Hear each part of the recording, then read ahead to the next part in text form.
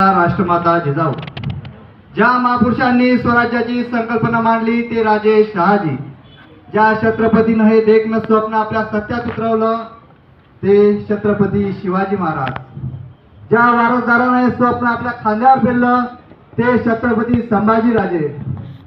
आयुष्याच्या शिखरावरती मावळणारा सूर्य जर उद्याची पहाड घेऊन उगवणार असेल तर त्याच्या पहिल्याच किरणात मला स्वराज्य दिसतं असे जनतेला ठोकपणे बजावून सांगणारे छत्रपती शिवाजीराजे यांचा जयंतीचा कार्यक्रम 17 तारखे रोजी आज आपण येथे साजरा करत आहोत।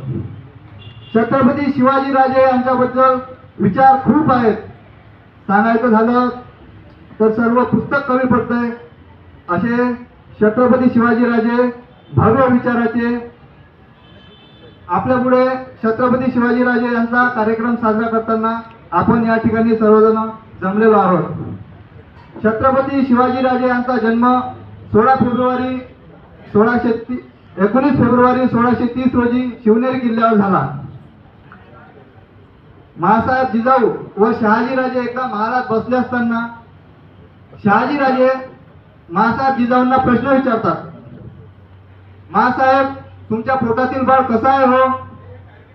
तेव्हा महासाहेब जिजाऊ म्हणतात, जेव्हा माझ्या पोटातील बाळ जन्माला येईल तेव्हा सह्याद्रीच्या कपडामधून वाघाची डरकाळी फुटेल।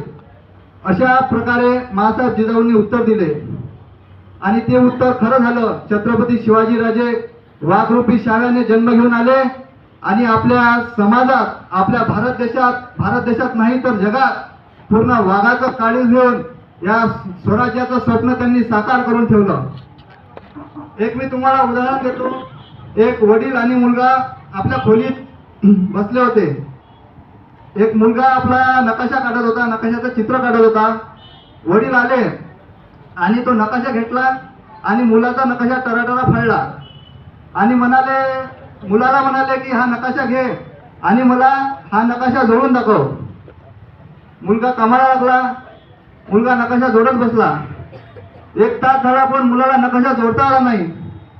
शेवटी त्यांनी बाबाला विचारलं, बाबा असं कसं काय नकाशा मला जोडता येऊ नाही लागला? ते शिवाजी महाराजांचं उदाहरण देऊन त्याला सांगू लागले की शिवाजी महाराजांनी जसे प्रदेश हस्तगत केले आणि एक नवीन स्वराज्य थोडे तुकडे त्यांनी जिंकून आपला पूर्ण स्वराज्याचा पूर्ण भाग बनवला, तशा प्रकारे तू हा नकाशा तयार कर आणि तसा नकाशा पूर्ण बनव।